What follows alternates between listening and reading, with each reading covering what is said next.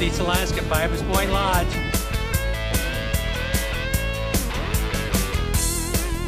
You know, all the comforts of home can be had here at Pybus Point.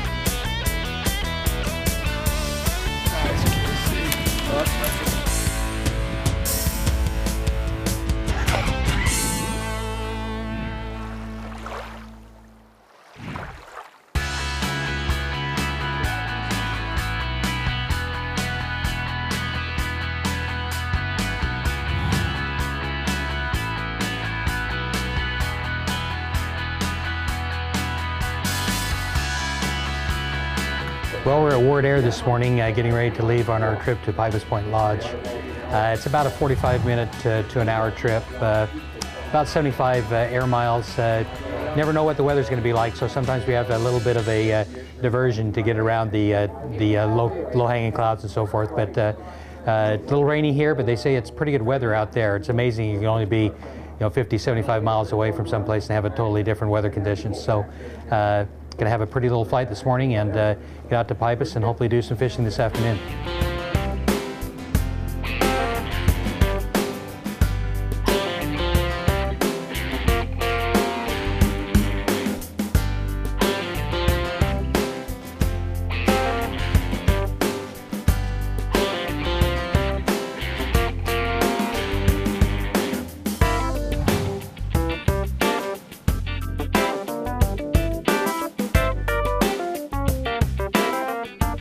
Hi, I'm Janovich, your host of this edition of Sportsman's News Television.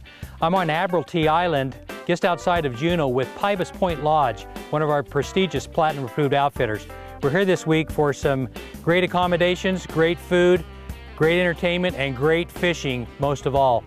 This part of Southeast Alaska is well known for their barn door size halibut, for bounteous rockfish, and for all 5 species of Pacific salmon. We're here at the end of May. We'll be keying on the first run of the kings. They've already caught some fish this week, over 60 pounds, and so that's exciting for all of you fishermen out there to be able to have that opportunity to catch a fish of a lifetime here in Southeast Alaska with Pybus Point Lodge. And I just know you're going to enjoy this edition of Sportsman's News Television.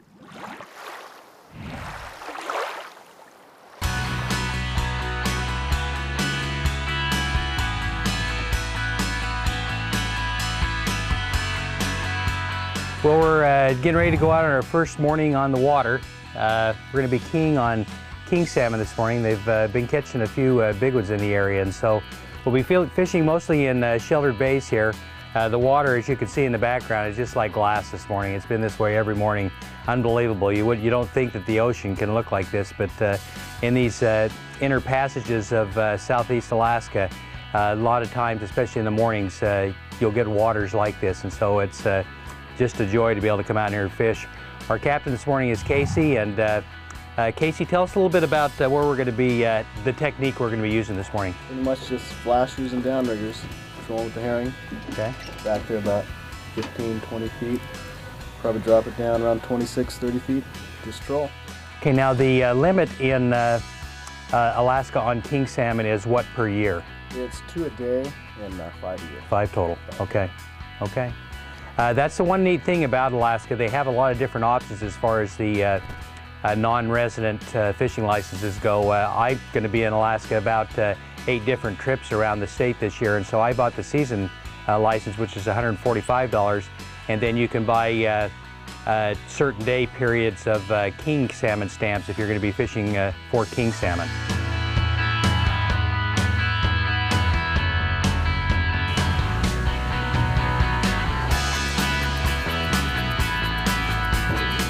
Casey, now on fishing for the king salmon, especially this early in the year, we'll be using downriggers. These are flashers you're holding, and then I guess we'll be using some herring for bait? Yeah.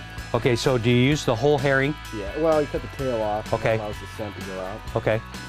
And then the flashers are just for attraction, right? For attraction. Okay, and are they spinning in the water? Yeah, or? They're rotating. Okay. Real slow. Okay. And you'll be able to watch probably where the fish may be depth-wise? Yeah. On the sonar, and that'll give us an idea of how far down to have the downriggers. Do you vary the downriggers from side to side? Yeah, usually fish about 10 feet of difference on each side. Okay, okay.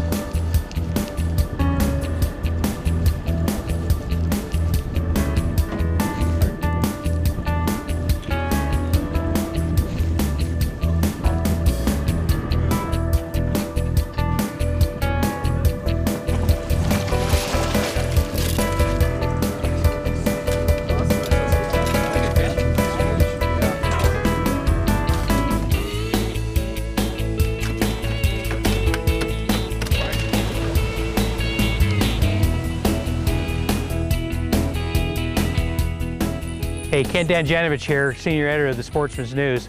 I'm on Admiralty Island and at Pybus Point Lodge, one of our favorite destinations here in southeast Alaska.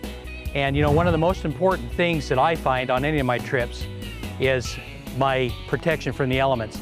Caddis is one of the top in the industry as far as wading systems, from waders to wading shoes, wading belts, rain jackets, everything that you're going to need for your trip to Alaska, you can find in the Caddis line.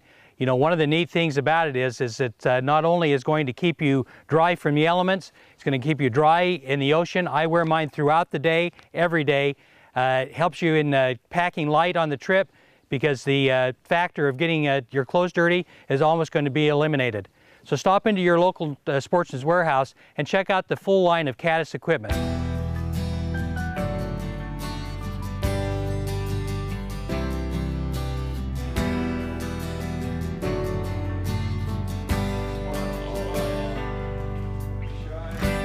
Well, we're here in the main lodge at Pybus Point. This is where all of our meals are prepared and served. As you can see, this dining table will hold up to 28 guests. There are 7 different cabins here, housing anywhere from 2 to 6 people, depending on the size of the groups. They have 5 boats that will hold up to 6 people per boat. They're all 28 and 32-foot Koffler cabin boats, but they usually like to keep it down to 4 with a maximum of 5 per boat, except in special occasions. And you know, all the comforts of home can be had here at Pybus Point. The cabins are very comfortable. Hot running water for a shower at the end of your day on the water. Great meals morning, noon, and night. Everything you would ever want in a great outdoor adventure here in the middle of the wilderness can be had at Pybus Point Lodge in southeast Alaska.